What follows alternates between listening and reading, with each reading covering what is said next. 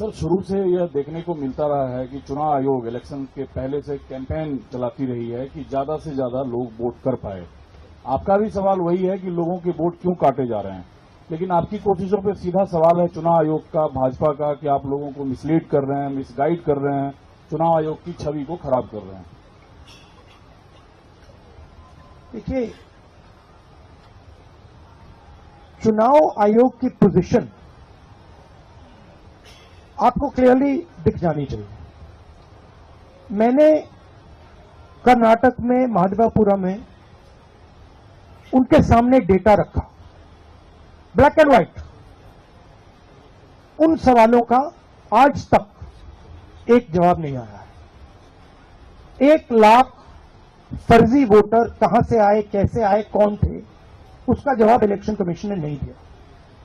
मैं press conference कर रहा था,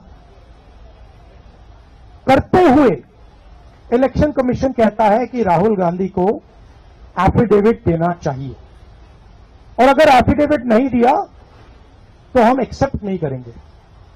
कुछ दिन बाद सरकार के अनुराग ठाकुर जी वैसा ही प्रेस कॉन्फ्रेंस करते हैं, मतलब जो हम कह रहे थे उसी को दोहरा रहे हैं।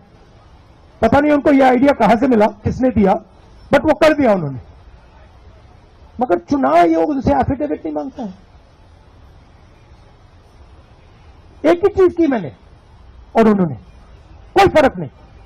मैंने कहा कि देखिए ये फर्जी वोटर है, अनुराग ठाकुर ने कहा ये फर्जी वोटर है, और 5 मिनट के अंदर मुझसे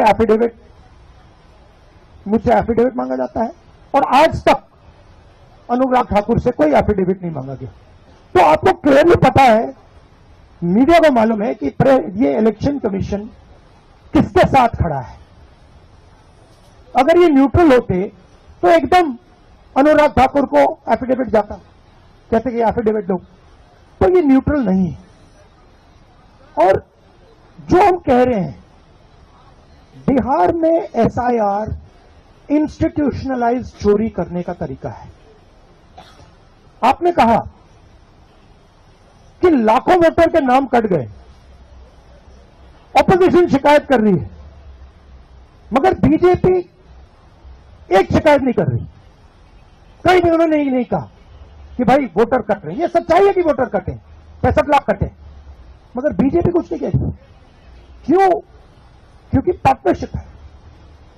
इलेक्शन कमीशन, इलेक्शन कमिश्नर और बीजेपी के बीच में पार्टनरशिप है। तो ये है।